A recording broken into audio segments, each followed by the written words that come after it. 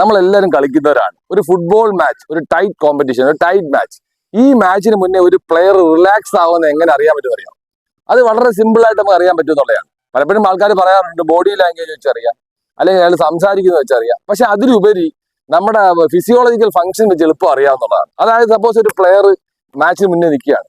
അപ്പൊ ആ മാച്ചിന് മുന്നേ നിൽക്കുമ്പോൾ അയാളുടെ ബ്രീത്ത്, സപ്പോസ് നമുക്കറിയാം, നമ്മൾ നിൽക്കുമ്പോൾ തന്നെ നമ്മളെ ബ്രീത്ത് അറിയാം, നമ്മൾ ഇൻഹെയിൽ എക്സെയിൽ ചെയ്യുന്ന റേഷ്യോ അറിയാം. ഇത് ഫാസ്റ്റ് ആണെങ്കിൽ വി ആർ ടെൻസ്ഡ് എന്നാണ് അർത്ഥം.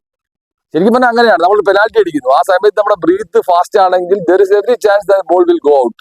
അപ്പൊ നമ്മുടെ ആ ബ്രീത്ത് നോർമൽ ആയിരിക്കുക. പലപ്പോഴും നമ്മൾ അപ്പുറത്ത് ഒരു എതിർ ടീമിൽ ഇന്ത്യ കളിച്ച പ്ലെയർ, നമ്മൾ കൂടുതൽ പ്ലെയർ ചെയ്തു, ആ ടീമിൽ ഇന്ത്യ കളിച്ച പ്ലെയർ ഉണ്ട്, അല്ലെങ്കിൽ മറ്റേ ചവിട്ടുന്ന പ്ലെയർ ആണ്, അല്ലെങ്കിൽ ടഫ് പ്ലെയർ ആണ് എന്ന് പറയുമ്പോൾ നമ്മുടെ ഹാർട്ട് ബീറ്റ് റൈസ് ആവും. ഹാർട്ട് ബീറ്റ് റൈസ് ആവുമ്പോൾ തന്നെ ഈ ബ്രീത്തിങ് റേറ്റ് ഫാസ്റ്റ് ആവും. ഒരു നോർമൽ പ്ലെയറെ സംബന്ധിച്ചാണ്, ഏത് പ്ലെയറോ ആയിക്കോട്ടെ അപ്പുറത്ത് കളിച്ചോട്ടെ, എന്റെയിലും കാലുണ്ട്, ഞാനും ഗോൾ അടിക്കും, ഞങ്ങൾ രണ്ട് ഈക്വൽ 11-12 പേരെ കളിക്കുന്നത് എന്നുള്ള ആറ്റിറ്റ്യൂഡ് പ്ലെയർ അവന്റെ ബ്രീത്ത് നോർമൽ ആയിരിക്കും. ശ്രദ്ധിച്ചാൽ മതി.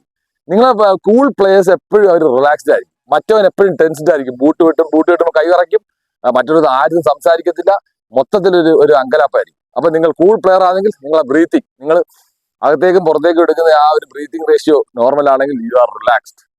നിങ്ങളെല്ലാം റിലാക്സ്ഡ് ആയിട്ട് പെർഫോം ചെയ്യുക, you will have better performance.